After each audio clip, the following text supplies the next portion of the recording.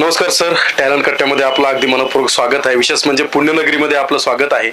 आज आपल्या उजळीमध्ये टॅलेंट कट्ट्यातर्फे जो राज्यस्तरीय सह्याद्रत्न पुरस्कार पडत आहे, तर याच्याबद्दल आपल्या काय भावना आहेत? प्रथमतः मी टॅलेंट कट्टा या संस्थेचं मी मनापासून आभार व्यक्त करतो किंवा अभिनंदन करतो.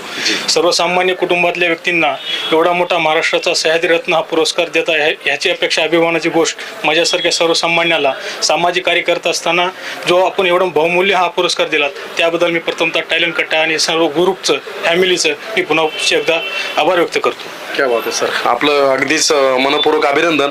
आणि या पुरस्काराचं श्रेय आपण कोणाला द्याल? ह्या पुरस्काराचं श्रेय मी प्रथमतः सामाजिक कार्यामध्ये जे आमचे सहकारी मित्र आहेत, माझे सहकारी मित्र आहेत, आणि तसे आमचे भाऊजी, सर्व फॅमिली आणि माझे गुरुजन वर्ग यांना मी हे डेडिकेटेड करतो. क्या बात आहे. आमची जी संस्था आहे टॅलेंट कट्टा, त्याच्याबद्दल काय दोन शब्द? टॅलेंट कट्टा ही संस्था आपली गेल्या अनेक वर्षापासून सामाजिक, राजकीय, शैक्षणिक, आर्थिक, सांस्कृतिक, धार्मिक क्षेत्रांमध्ये अतिशय नाविन्यपूर्ण काम करते.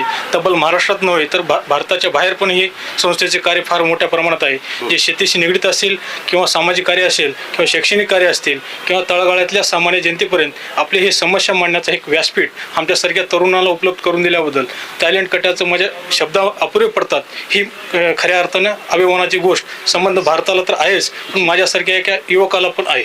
नक्कीच सर, तुमचं परत एकदा अभिनंदन आणि तुम्हाला खूप साऱ्या शुभेच्छा आमच्याकडून भावी वाटचालीस. धन्यवाद सर. जी, थँक्यू. हो घ्या.